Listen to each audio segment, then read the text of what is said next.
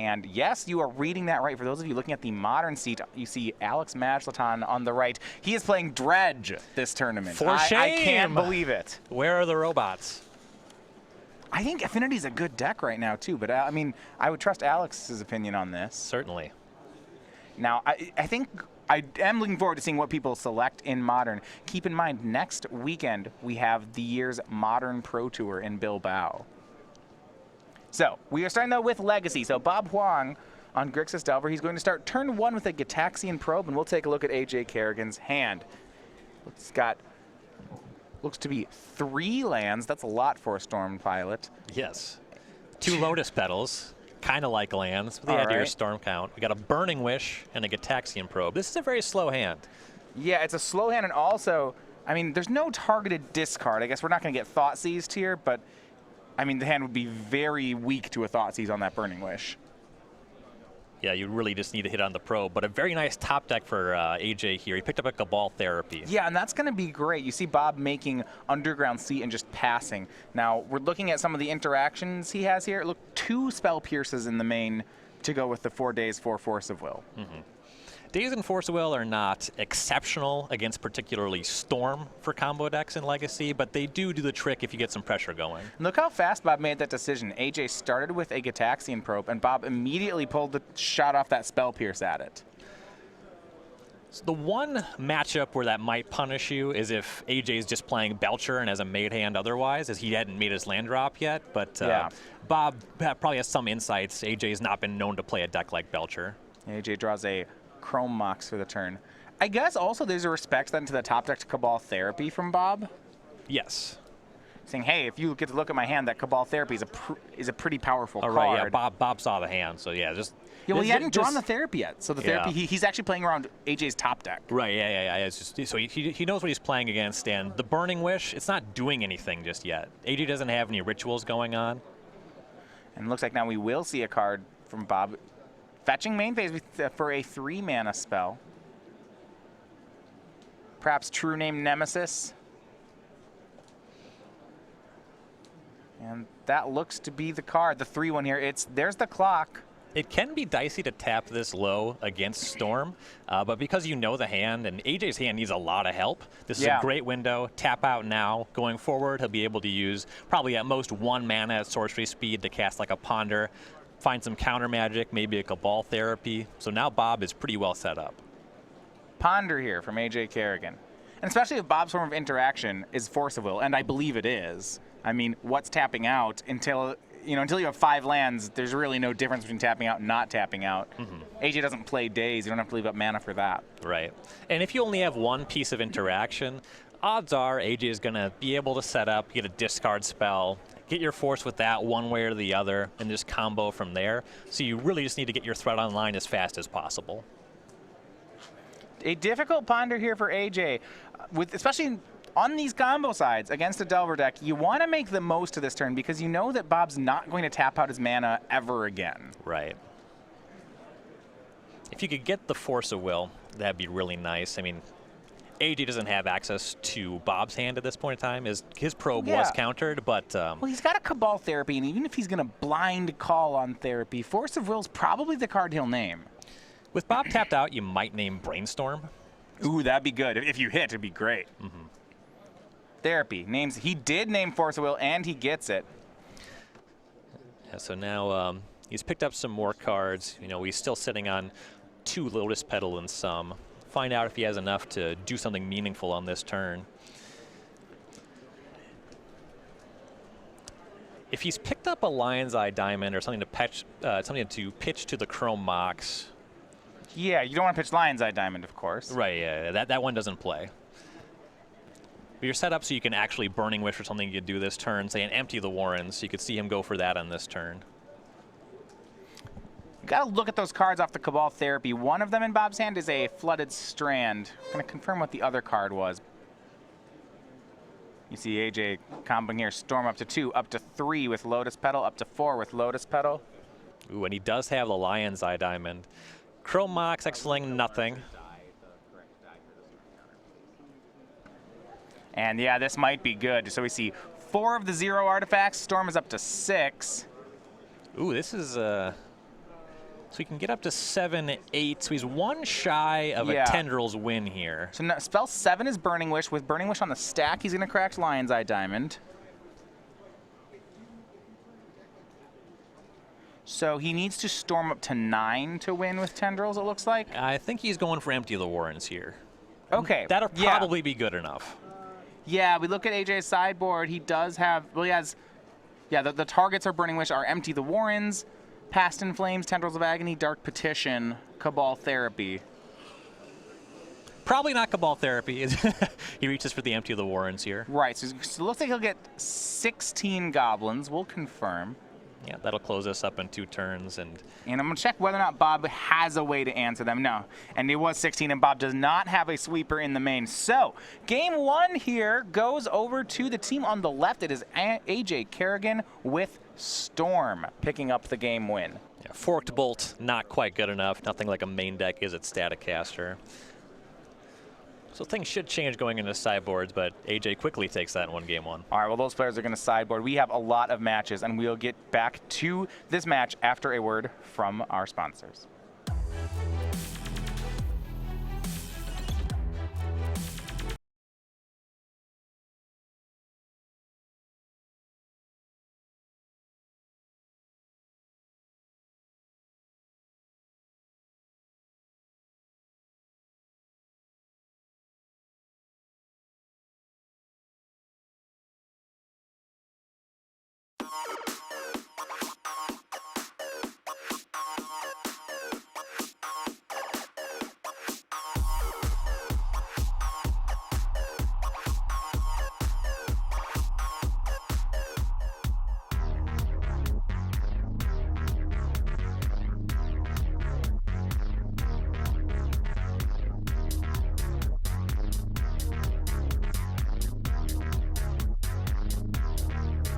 Go.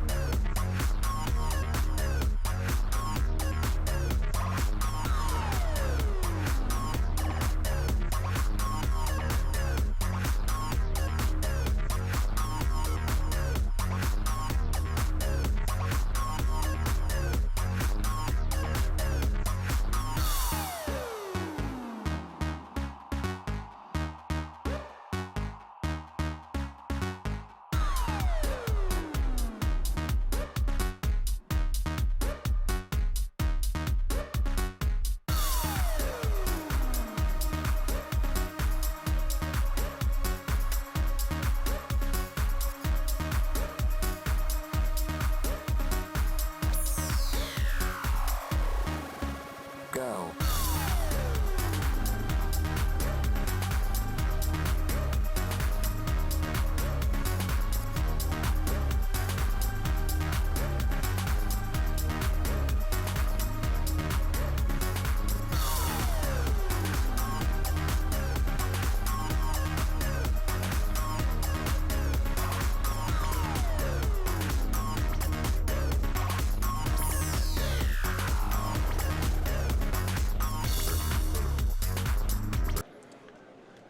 All right, thank you. Welcome back, players still getting into sideboarding.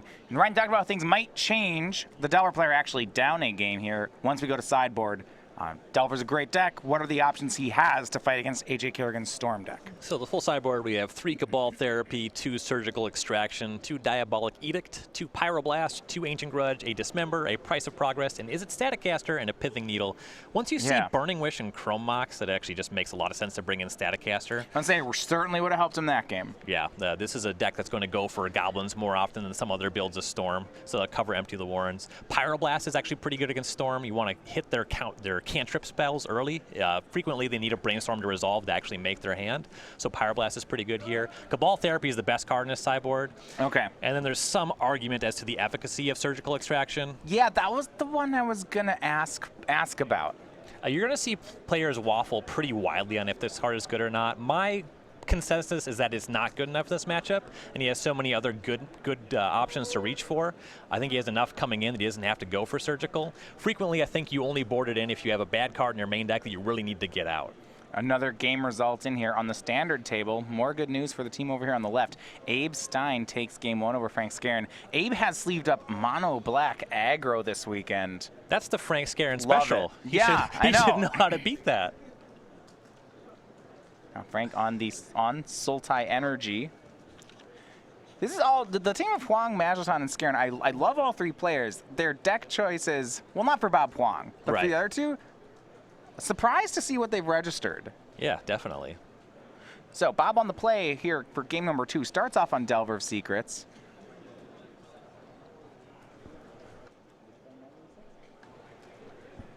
All right, Huang is on a mulligan to 6 here. But I'll say, Ryan, when I play with a combo deck, I know Delver of Secrets gets a bad rap a lot of the time. I know that you love playing Delver decks, but frequently don't like the card Delver. As a combo player, I am terrified of this card. Oh my gosh. Turn 1 on the play, that's the place to be. It needs some help. Bob had it, but he's about to lose it. Yeah, duress from Kerrigan. If there were just 1 Force of Will, Bob might lose it, but a hand of Brainstorm, 2 forces, and a second land, I would take the Brainstorm. Yeah, most certainly, especially because AJ is playing a bunch of Cabal therapies of his own. Is this a situation where Bob may have wanted to lead off on just land to represent the Brainstorm, or is turn 1 Delver just too good? You do need to get that pressure on the battlefield. If he had something like Spell Pierce so that on turn 2 he can cast Delver and then otherwise use that mana. So if one of those forces is a Spell Pierce, maybe you just say land go? Right. It is interesting to just leave up the Brainstorm because then you set up the Delver if you have to use it. But if there's no discard spell, this Brainstorm is very bad and you just didn't cast your Delver. Yeah, I guess. Or maybe if a second land was a fetch land, maybe you leave up the Brainstorm. Yeah, with these 2 duels, you're not doing too much with it. Yeah.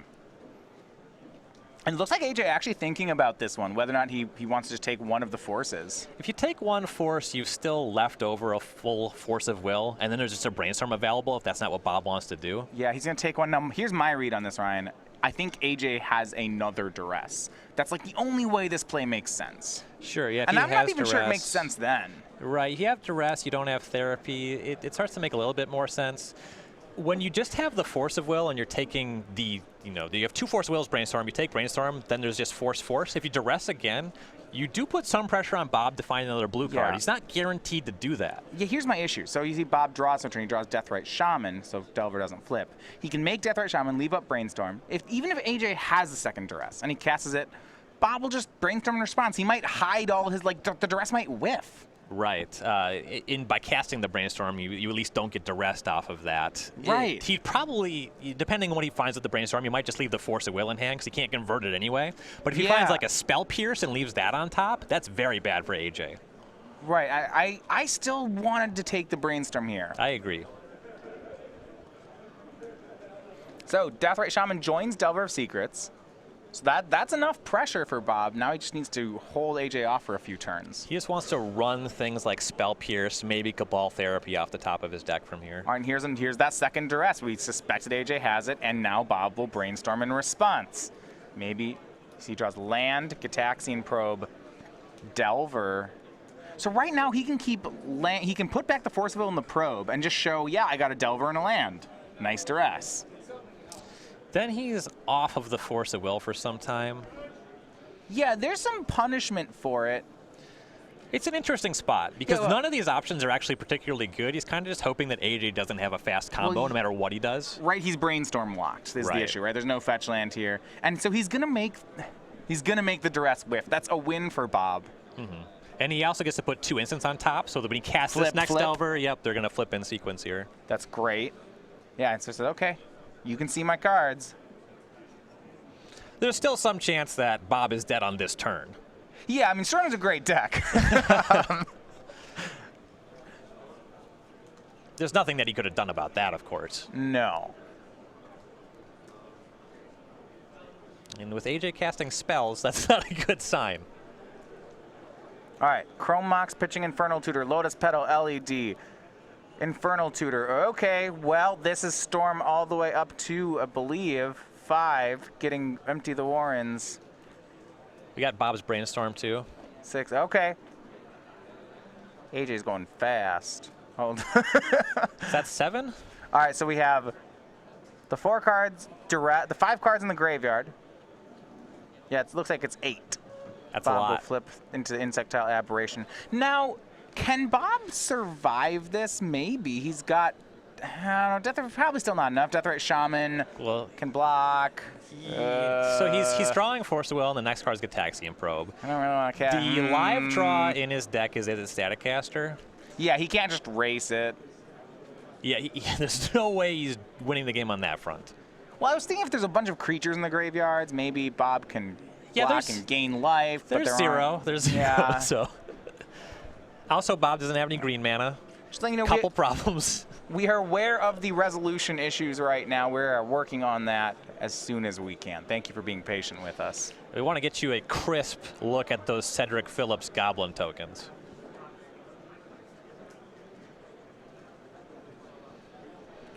How do you feel about 2 stacks of 8 goblins versus 1 stack of 16? How would you feel if I put 1 goblin and then I put a 1 and a 6 next to each other on it and said it's 16 goblins? That's efficient. Big fan. And then I looked and I was like, I don't know how to make 17. Well, you just put another 1 on top of the 6. Another 1 on top of the 6. Yeah. Oh, yeah. See, right now you don't know whether he has 8 and 8 or whether he has, 124 goblins. Maybe these are stacks of 62 goblins. Or they could be 2 goblins with 8 1/1 counters on them.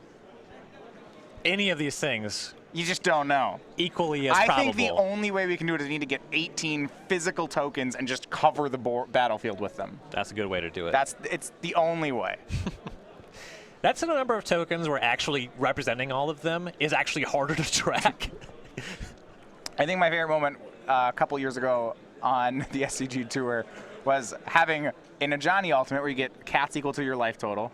Players having, the guy digs out of his backpack, gets 22 cat tokens, puts them all in the guy waits and he lets him put them all in the battlefield and then he just untaps and wraths them. I was going to go somewhere else. During Eldrazi Winter, we had Devin Kepke playing a blue-white Eldrazi mirror, and they were representing the number of scions they controlled with a piece of paper that said like 340 scions. Yeah, we were there for that. What a good game. Bob's down to 5 on the attack. You see AJ brainstorming back up here.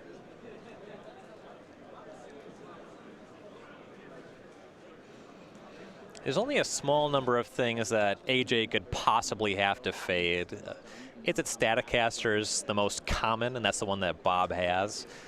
There's some small chance there's like a Toxic Deluge in the 75. But AJ doesn't have much counterplay against these sorts of things. He already knows Bob's hand, and that's going to be the concession there. Bob not able to draw into the Static Caster on that turn. All right, so match 1 is complete. AJ Kerrigan with Storm, he's your winner. 2-0 over Bob Huang. So that's one match. If their team gets another match, they will be the winners of the round. So we're going to go ahead as our spotter looks at the other tables, and we'll get you into another match just after a word from our sponsors.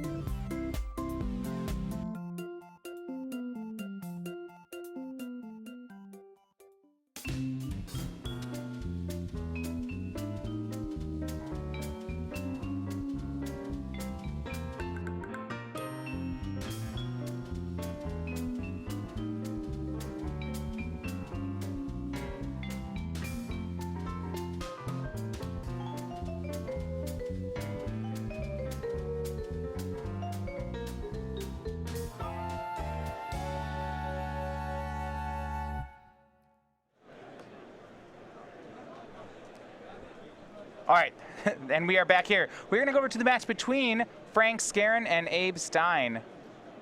Here, it's Mono Black Aggro versus Sultai Energy. Looks like we might be headed toward a third game. Update from the Modern match. Alex Majlaton on, I know, hard to say it, on Dredge is up a game, so we are still playing. Over here, the Mono Black Aggro deck, not piloted by Skarren. It's piloted by Abe Stein. He won game 1, but he's facing a pretty difficult spot here game 2. He's got Skarren down to 10, but that's about the best we can do. Yeah, Skarren in a pretty nice position here. We see he has Vraska, a Ravenous Chupacabra, facing down a Night Market Lookout that cannot crew a Heart of Karan. Yeah.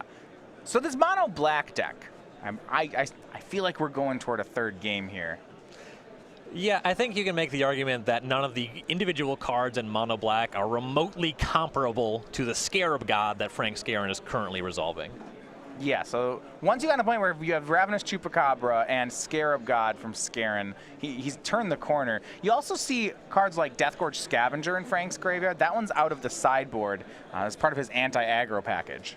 Yeah, little life gain. Goes into combat pretty well against almost everything that Stein is presenting. The Mono Black aggro deck really needs to get ahead and stay ahead. Once you find yourself in a position where you're considerably behind, there's not a lot that this deck can do. 10 life is a lot of life. You know, the Night Market Lookout, cards of that nature, they can get in some chip shots, but 10 is a really big ask, especially with the closing speed of the Scarab God.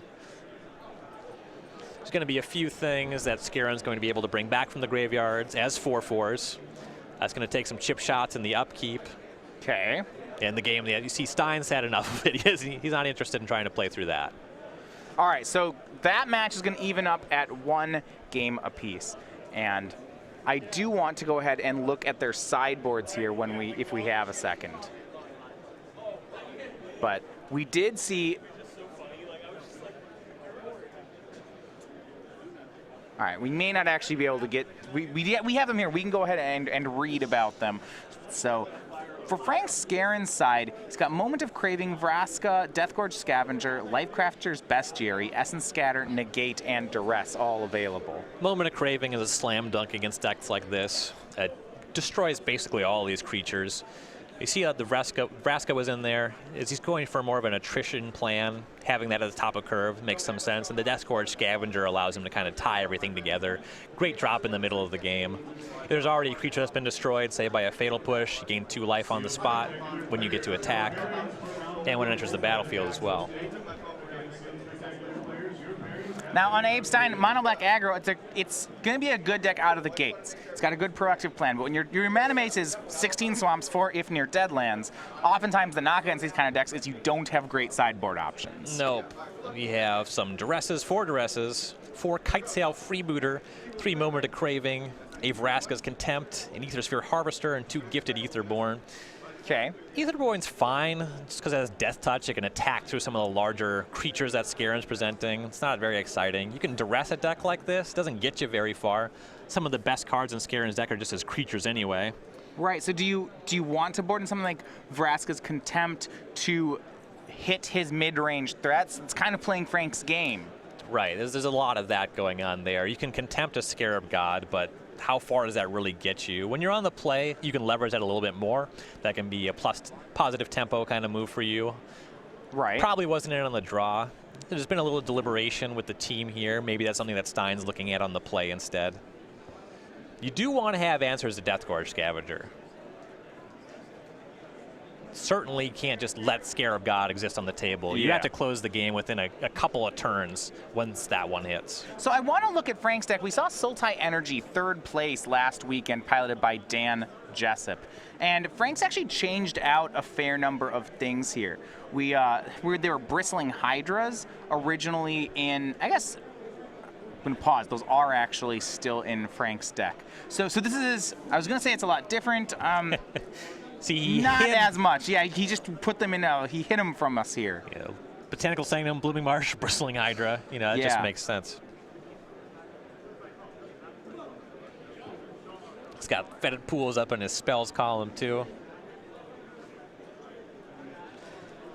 Be curious to find out what the exact sorting method is here, because it's close to alphabetical. Well, it looks like what he's done to change the list is in the sideboard, he's added these Moment of Cravings.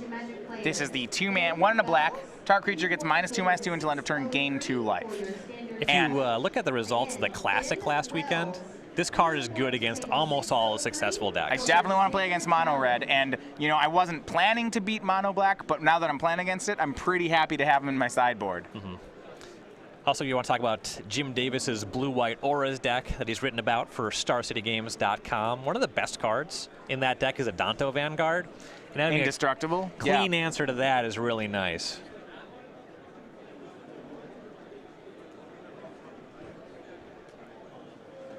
So we started with our legacy match here, AJ Kerrigan, a 2-0 winner.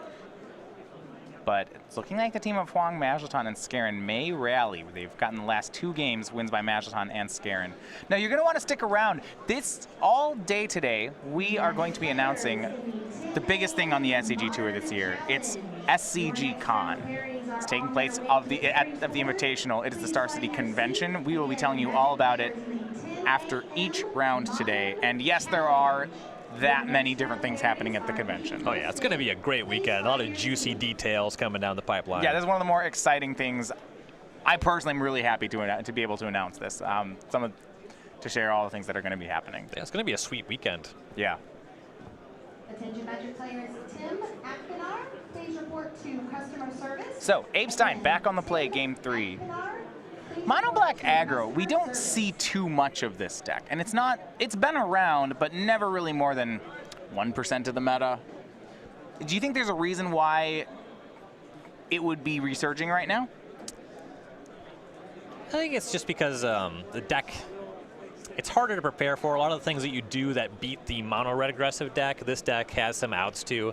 Access to Scrap Heap Scrounger is really good against decks that are just trying to 1-for-1 removal spell you. Dread Wanderer for the same reason. All right, Abe's going to start on Night Market Lookout. Here, 1/1, when it attacks, he'll get an extra point of damage. Drains for 1/1. It becomes tapped, actually, so you can, even with crewing, you can get some extra value there. Powerful synergies. Now it actually is going to get hit by a Fatal Push. No attacks even, so Frank's staying at a clean 20. Abe restocks with Gifted Aetherborn. But I think herein lies some of the problem, right? If Frank can have removal spells up the curve, which Black's pretty capable of doing, I don't know whether or not Abe can beat it. No, it's really tough, especially with the threats that he's presenting. If it was turn 1 Dread Wanderer, turn 2 Scrap Heap Scrounger, that's a very different game. Yeah, then we're okay, but you know, Night Market Lookout, Gifted Aetherborn, these are not powerful Magic cards. They really are hoping to catch your opponent curved. And we see the Branch Bender here.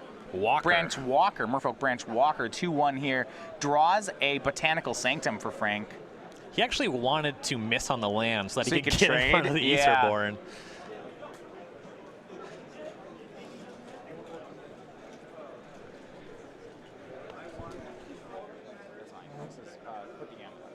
And now we see a 3-drop. At first I was thinking it might be Ruin Raider, but no, it looks like we have Amit Eternal here.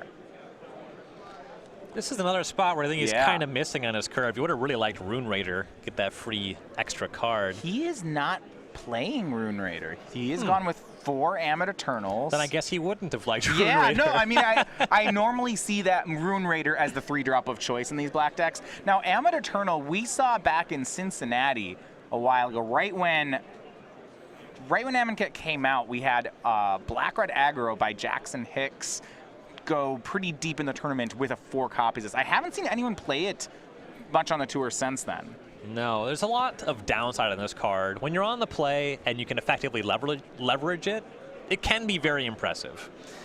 There's a number of matchups where it's not particularly good. Yeah, so in the deck we saw with Jackson, it interacted with some unblockability. His deck was half creatures, half removal, and I believe he had Key to the City to help this card out. Now, this is a different look on it because Abe Stein's deck is not 20-20-20. It is creature, creature, creature. Yeah, this is just kind of like the largest creature, just converted mana cost to power and toughness, assuming your opponent's not casting that many spells. Jade Light Ranger from Frank knocks the Amit down to a 4/4. And because this explored into spells and is a 4-power creature, now Skarren does get to make a good block that can just go right in front of the Aim Eternal because he cast a spell. Right. We look at the removal that Abe could have. He's got 4 Fatal Push, 3 Walk the Plank, and 2 Supernatural Stamina. Those were all in the main. I don't know how many of them he kept around. Walk the Plank's not great on this battlefield. Yeah. If you recall, Merfolk swim. Yeah. I always liked limited casting Walk the Plank on a dinosaur. Just like the mental image of it was pretty good.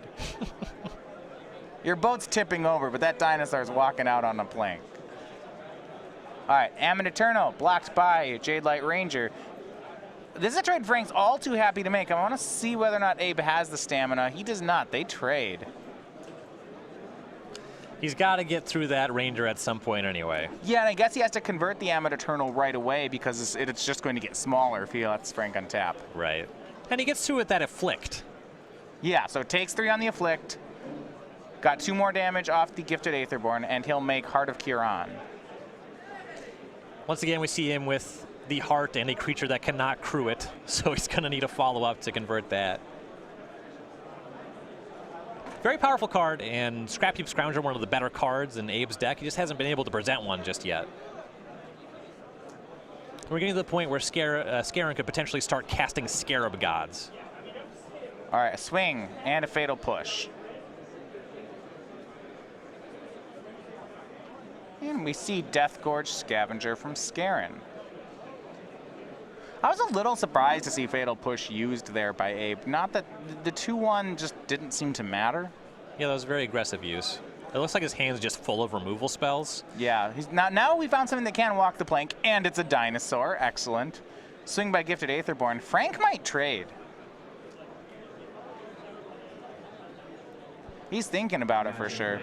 From 15, given that the Scavenger does gain life, I'd be very curious. He wants to keep it, yeah. Yeah, Frank traded here. Must mean his hand's very light on removal spells. You know, I still like the trade. And okay, he's blocking and Fatal Pushing. All right. So it's not really a trade. This makes more sense. Even a trade might be okay. Remember, trading cards like this, which is what happened. You see the Deathgorge Scavenger eating a Fatal Push. This all benefits Frank. If Abe had things like Dread Wanderer, Scrapheap Scrounger, I think this trade game would be fine. But now we're going to see the Scarab God from Skarren and 15 life, empty board. I'm pretty into it. And Abe really needs to be able to crew this Heart. Walk the plank on the Scarab God. Night Market Lookout. As you mentioned from last game, Night Market Lookout cannot drive Heart of Kiran. It's going to need a friend. If Abe somehow had 2 more Night Market Lookouts, yeah, I'd be interested in what's happening and here. Scarab God just comes back into play. When it hits the graveyard, goes back to Frank's hand. Ooh, halfway there. Two-thirds of the way there. Another Night Market Lookout. A team of 3 lookouts can drive the Heart of Kiran. That is a high-power engine that Abe is building here. 4-card I just want to combo. see like 3 people all trying to drive it. You know, I guess one has to like work the boiler room, one's at the wheel. It's a complicated vehicle, right? And it's not like driving a car. I don't know, a dinosaur can do it by itself. That's true. It can't be that hard. Perhaps the dinosaurs of Ixalan are very intelligent reptiles.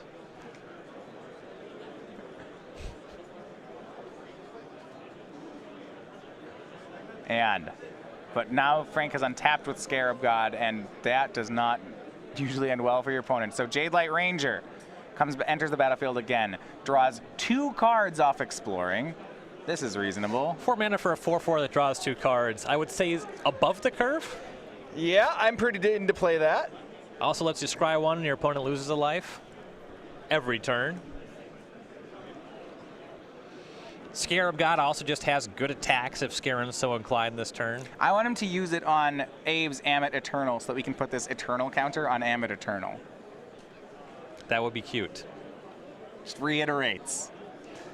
Yeah, I kind of like, you know, the drawing cards and maybe going for the Deathgorge Scavenger, but look, it's Eternal, okay? It's already a zombie, so you know that's a little redundant. It's probably why he's avoiding it. Attacks a Scarab God.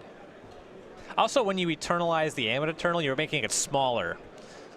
Yeah, that's less good. Yeah. Dread Wanderer into play tapped. So next turn, Abe can drive the Heart of Kiran, but he's already losing the race. Yeah, that is not synergistic with vehicles entering the battlefield tapped. And once again, we see Frank's deck just kind of executing while Stein's deck is coming up short. Well, we saw each player keep. Look at the graveyards. 2 fatal pushes. Is it on both sides? So both players are content to fatal push each other's early drops. And if that's what's going to happen, well, then I want to be the player who casts Scarab God on 5 and not the player who casts Night Market Lookout on 5. Right. And for Stein, the reasons to play this deck, the early sticky creatures, he didn't present those in the early game.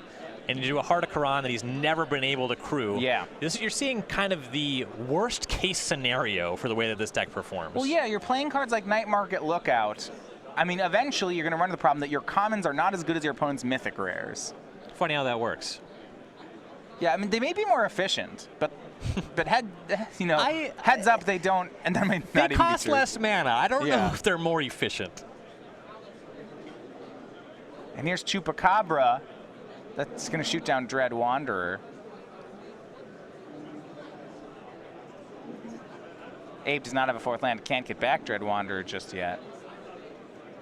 It's only 3 to bring that one back, but it does come tapped. Yeah, well, he already had 1 mana tapped to cast this. It's a sorcery speed activation. Oh, yeah. He can only do sorcery speed.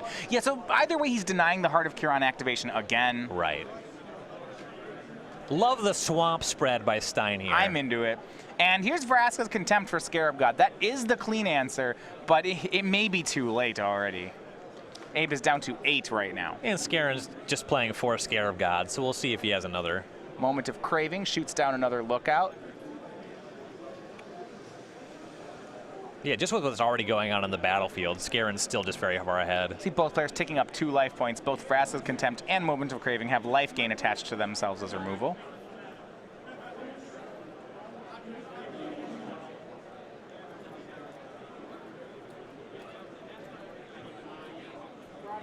And we see the Branch Walker, Merfolk Branch Walker. Another Vraska's Contempt on top. Sure, Frank will. That should cover any card that Abe can draw. That's one of the cards I put in my deck. It is a spell. I will elect to draw it. And it's good against every spell in Abe's deck. If you're ever able to crew that heart, clean answer already on lock. Servant of the Conduit, and there's the hand extension. So, the standard match after losing game 1 goes to Frank Skarren with Sultai Energy, and that will even the match score up at 1 apiece, which means we go to our modern match. Jonathan Sukenik, Jeskai Control versus Alex Majlaton on Dredge. Gotta be a little bittersweet for Skarren to dispatch his darling like that. One of the early players in the mono-black aggressive strategy. But winning is nice. Speaking of someone else who's not dispatching, that would be Alex Majlaton. He's on Dredge. And looking at the board here, looks like he is dispatching. There's a Ruined Halo in play for Sukenik. One thing about Ruined Halo is that it only can name 1 card name. Yeah. It looks like he has been unable to control the graveyard. You know, when we look at Sukenik's sideboard, he does not have any copies of Rest in Peace. Yikes.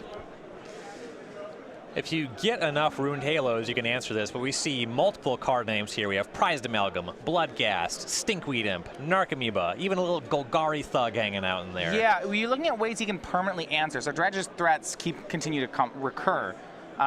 He's got an Anger of the Gods and a Detention Sphere, which could be very strong here. Otherwise, the problem is these cards will just keep coming back. Yeah. Really wants Anger here.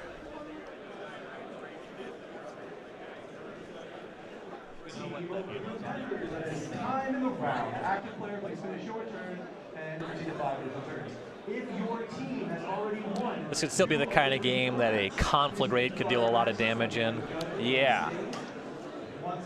So the Ruined Halo is naming Bloodghast. Active player finish your turn and proceed to 5 additional turns. And it looks like we might be seeing a Conflagrate right now.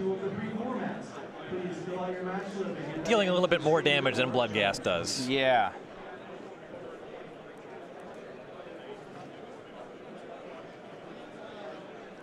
Little desperations for Sukenik. He's reaching for Lightning Helix to survive.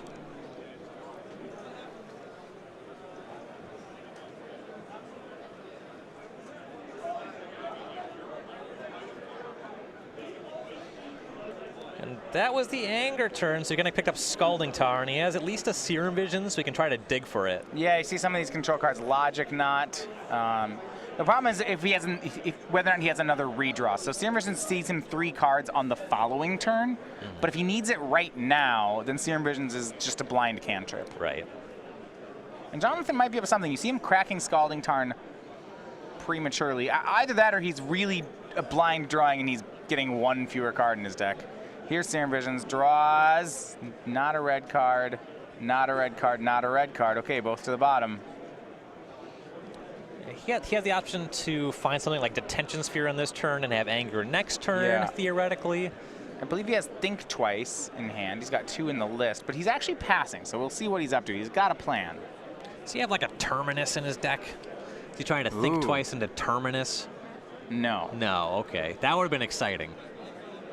That would have been like Avacyn Restored Limited, Block Constructed. Cryptic Command, okay. And he's trying to, looks like, bounce the Snapcaster Mage. Alex attempted to Dark Blast the Snapcaster Mage. He didn't want this recurring, but Jonathan is going to go ahead and Logic Knot away the Dark Blast. Usually you wouldn't protect your Snapcaster Mage from the Dark Blast, but he needs that in play for this Cryptic Command to resolve. Yeah, and it looks like he might be trying to go for, you see a Sphinx's Revelation in his graveyard. He may want to Snapcast that. Right now it would be Revelation for 4 if he can pull it off. If he can draw more Cryptic Commands, the Snapcaster Mage turns it into 2. Yeah, so we're in this territory where Jeskai Control needs to be crypticking every turn. Yes, until it finds Anger of the Gods. Right.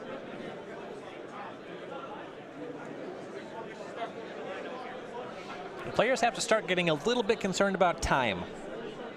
Probably a lot concerned, actually. A little over 8 minutes left.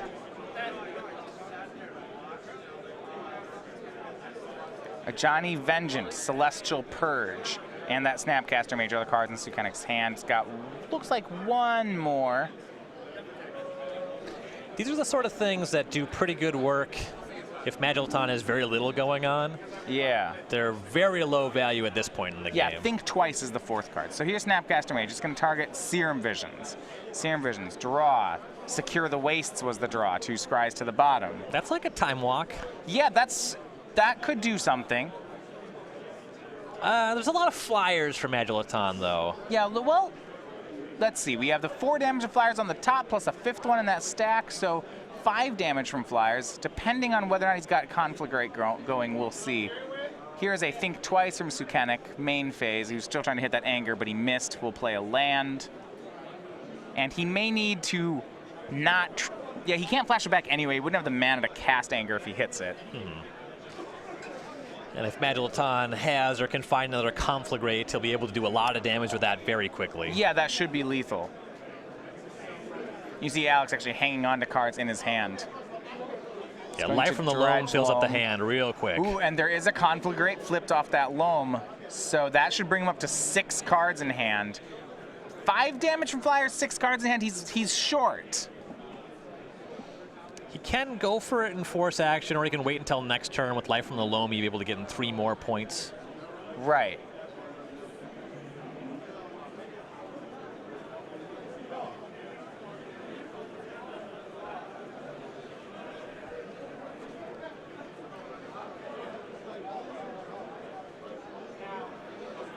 I think Majlaton is thinking about a potential Settle the Wreckage here.